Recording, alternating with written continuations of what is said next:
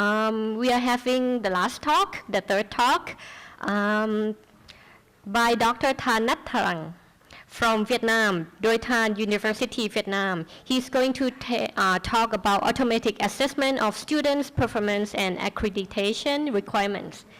Please join me to welcome Dr. Thanh.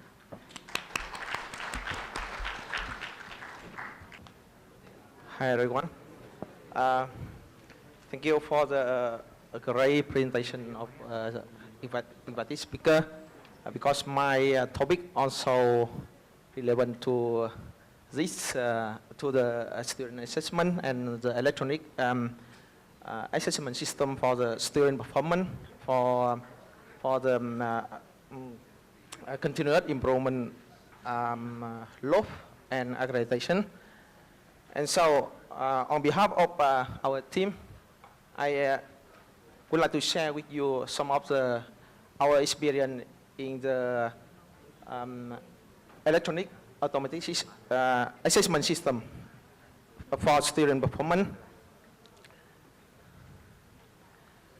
And so my topic cover some of the themes. The first, I would like to talk about the educational accreditation reform in Vietnam, how the big step of the government to control and to enhance the educational quality in higher education in Vietnam.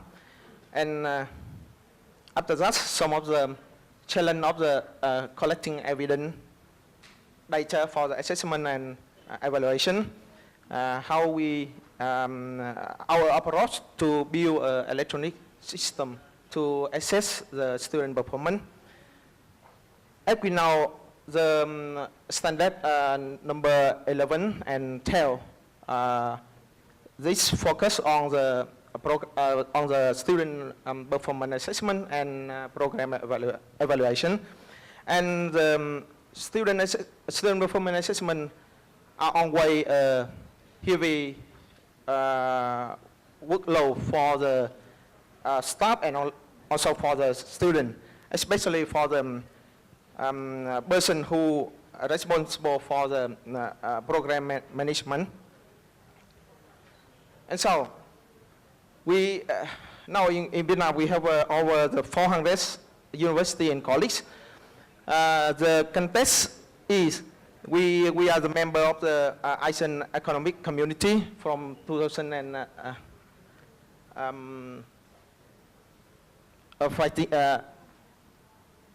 we are member of the ASEAN Economic Community, and so our graduate from Vietnam we are competing with the labor from the neighboring country, and so this is one of the reasons. So in the next few years, Vietnamese government set up a movement this to build a startup ecosystem to in the Vietnam, and so the university will be a center of this movement. But up till now in Vietnam, we don't have no any university or college belong to the top of university in the ASEAN or the ASEAN region by the ranking system, and so many degree and diploma from higher education in Vietnam have not been recognized in many developing countries.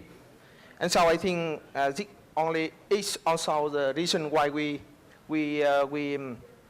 find and try to adopt the CDIO and the other educational framework to enhance our competency. And so, in the last year in Vietnam, I established the 4 independent national accreditation agencies. It's a big step to control and enhance our university quality competency. If you can see, before the 2016, we don't have any the accreditation agency in Vietnam, and we lock up so many the activity to control the quality in education, and so up till now we have over 300 licensed evaluators And of course, he is a national license evaluator. And the government also encourage all the universities in Vietnam get the international accreditation. Up till now, we in the all of university in Vietnam, we have the main quality assessment from the Asian University Network quality assessment with over 15 programs. We have only 2 programs has IBET accredited, 2 programs with ICBFB, and some other program under the higher cultural education from France. Although we have some of the program have get international accreditation, but the results has so many concerns. You can see some of the highlight from the assessment report from IUN. The input process is good. We have the curriculum design, staff quality, but the process how to manage the curriculum and how to assess a student performance is have many concerns. And you can see here, the one of thing is lack of evidence of the assessment of the learning outcome, and the other one is a lack of awareness among the lecturer that the achievement of each learning outcome need to be evaluated. And as we know, when we adopt the OBE framework or CDIO in the program, we know the assess student outcome or program is a very important step to know which stand student gets a student outcome. And this is also one of the highlight of the IQN report relevant to the concern of the student assessment. And so, why we, although we would like to get more and more the international accreditation, but we have so many challenges in our system. I think this is one of the main reasons why we cannot arrange and manage the outcome assessment system. This might be the beside class, the over faculty workload. We have a host of data evidence with the more specific learning outcome. We know we have so many specific student outcome, especially if you adopt the CDIO syllabus at the 4th level, and the assessment and evaluation as ongoing heavy work. And so we would like to build an electronic system to reduce the faculty workload.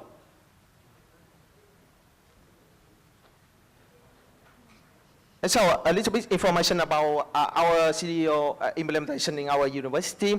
The first stage from 2012, we redesigned the curriculum.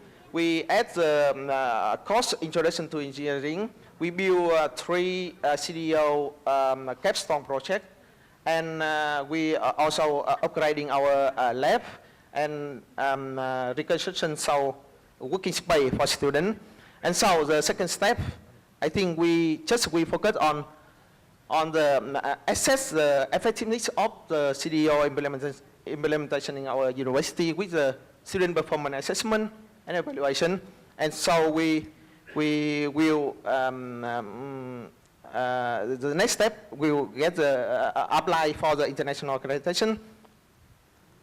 And so our approach is the first we combine data to demonstrate the relationship between student outcome and the curriculum.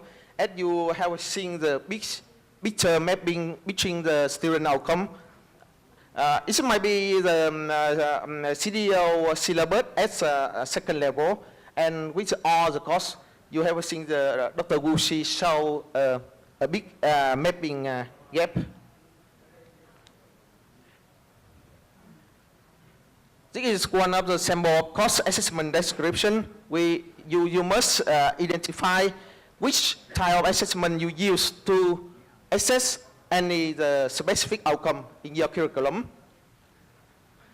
And so, with any type of assessment, you must you know how many questions, which rubric you use to assess a student assessment, student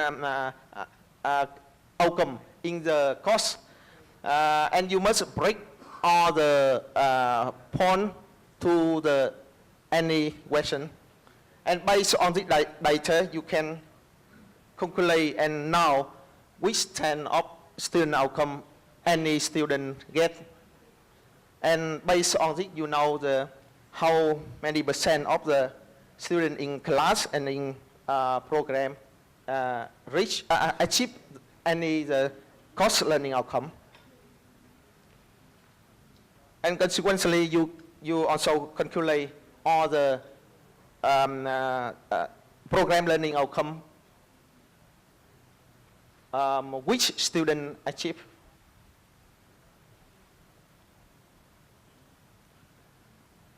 And so this is the overview of our system electronic. We have front end input the syllabus, mapping our course to curriculum, mapping any assessment is connect to the test bank, and all the course score data by input by faculty. In the website introduction, we have user interface, database, and statistical processing. And based on this, we extract all the report for course and for program for any faculty. And so this is a sample of our approach. Any faculty teach any course will provide and will provide all the course report with the summary data of student achievement to the program evaluator, and by on any faculty at program level, we know how many students achieve by any course outcome or program learning outcome. And this is some of the demonstration of our program for the electronic system. This is input test put to build a test bank. This is title of boot. And then we connect to the class. This is input the content of the test bank to the program, so the software.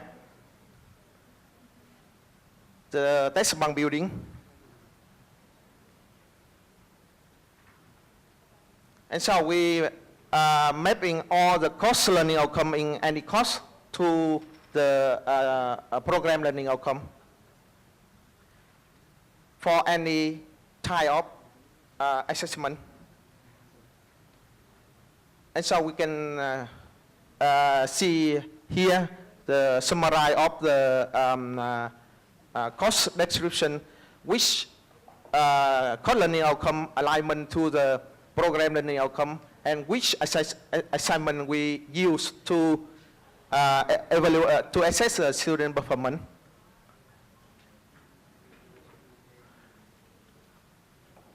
And the last one, we creating the assignment.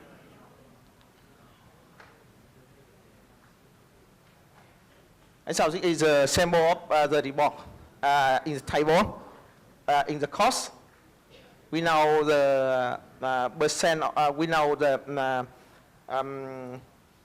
student outcome achievement for any student and for class. And consequently, at the level, at the program level, we know with this approach we can connect with the other assessment method. Example, the indirect method with all the survey from stakeholder, And here we show some of the sample of the program learning outcome summarized based on indirect and direct assessment. And so I think with this approach we can use, it's especially useful for the staff who are responsible for the program management, who can anywhere and anytime they can he can make the decision to know in which extent and which level of student performance of any student or any course in the class or at program level. And so this is all of my presentation. And by the way, I would like to welcome all of you go to the Da Nang City in the next year. We host 2019 ASEAN Regional Meeting, and welcome all of you. Thank you.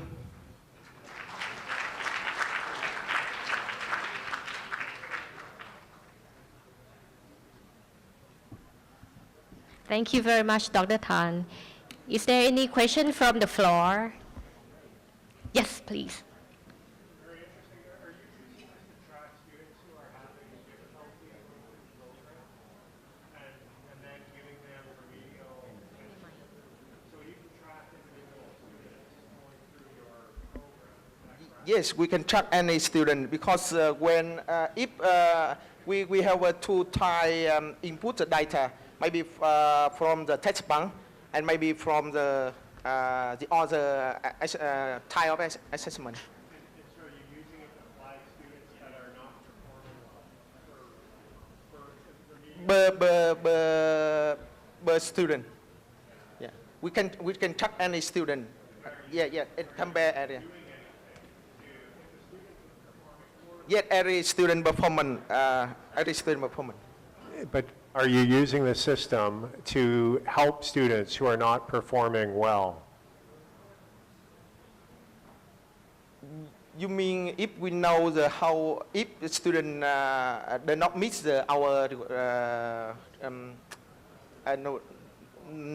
satisfy our requirement, right? As an example, there might be a student who performs poorly at calculus. This system might be able to highlight the fact that the student performs poorly at calculus, and you can then go in and give them remedial attention, repair those knowledge structures, and then that student could proceed. Sometimes their knowledge might just be deficient in certain areas.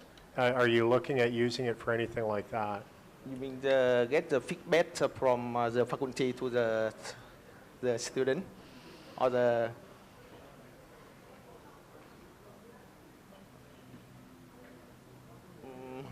not very clearly your question. Can you repeat your question? So if a student is performing poorly at calculus, On calculus, okay. they don't understand calculus, can your system identify that?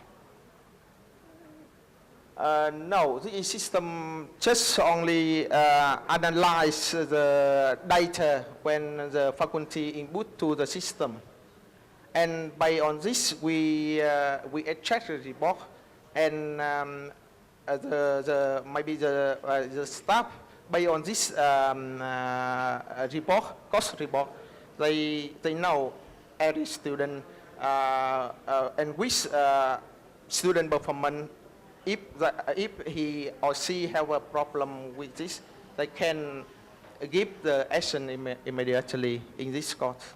Yeah, I would use it to try to help students. To help students Yeah. too. Yeah. Yeah. I think this is the step in the continuous improvement process we use to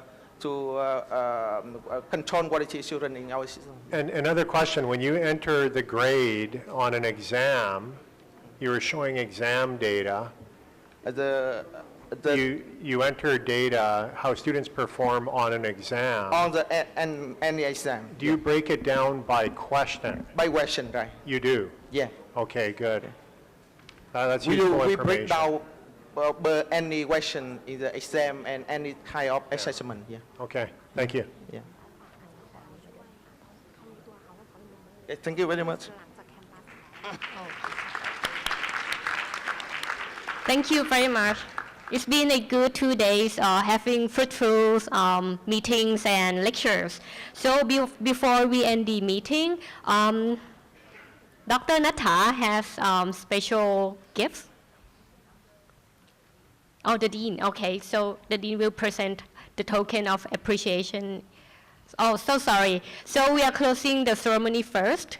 Before we end the meeting, we would like to have the Dean of the Faculty of Engineering state the closing statement and present a token of appreciation.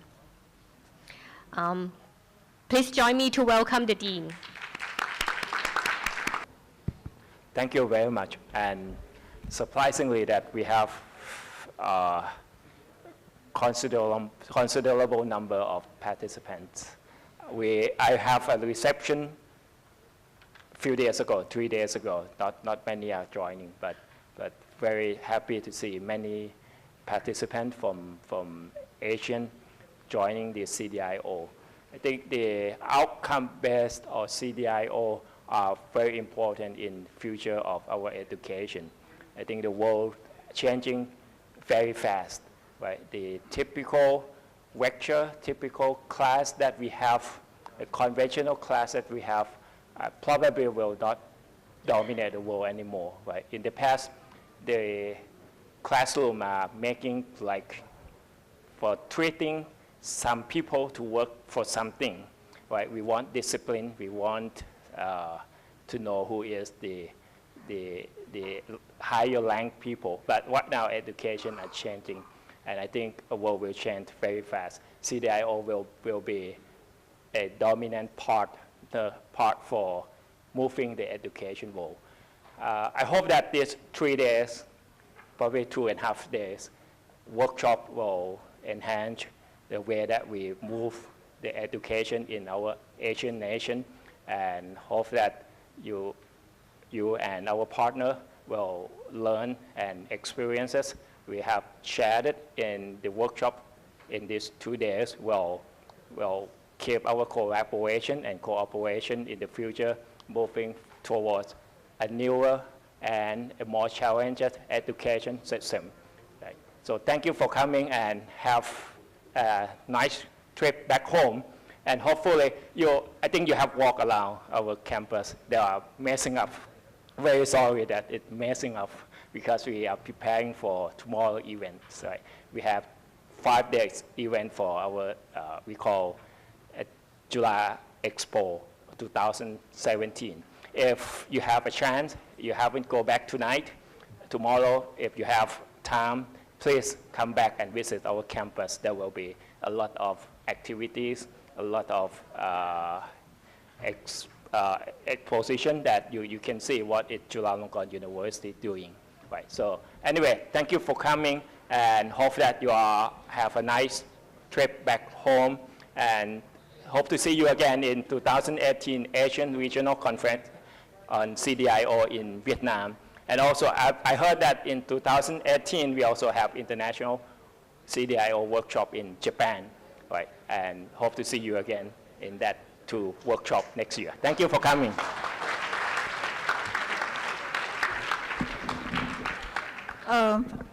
I don't mind. I'd just like to say, I hope you will join me, everyone here, to thank our 2 hosts, the joint organizers, RMUTT, as well as Chula, for organizing a really wonderful meeting this year. I think that joint relationship comes out very strongly, and it has enriched the meeting. You have stretched us a bit. Besides looking at CDIO, now we're also looking at technologies and how we could use technology for teaching and learning. I thought that was very refreshing. Is that my course bill free? Oh, free, okay, all right. So it's free, okay, thank you. So please join me to thank the 2 hosts, RMUTT and Chula. Yes, so excellent job. And I hope to see everyone again in Canada, in Bhutan, in Da Nang, and also in Kanazawa next year. Okay, good flight back to your country. Thank you, everyone. Before we end the meeting, Associate Professor Natha Kupatasathian has special gifts for our guest speakers. And for the first, so from the first day, we have several speakers. So Professor Dr. Johan Mauswick, please come up to the front, and we have special gift for you.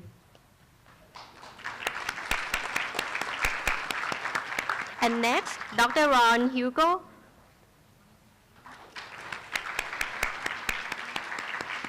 And Associate Professor, Professor Dr. Masagi Chikada.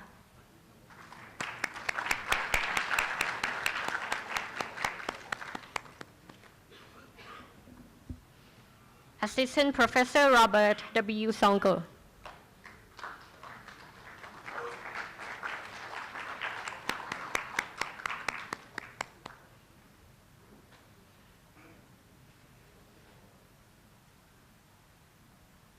Miss Helene Leong.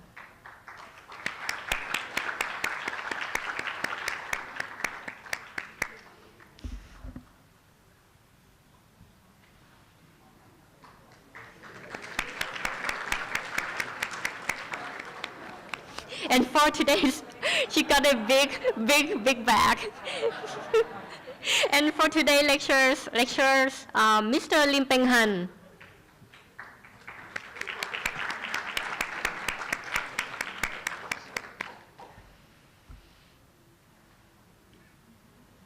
Associate Professor Dr. Shiwu.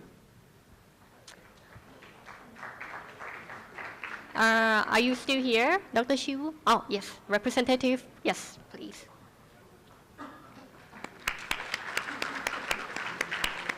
Mrs. Ragarajan Maharasmi.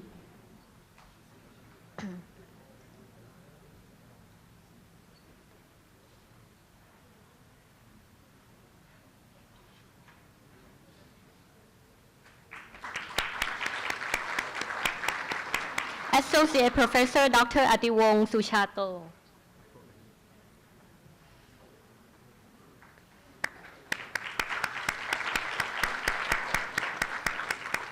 Last but not least, Dr. Tha Nhat Trang.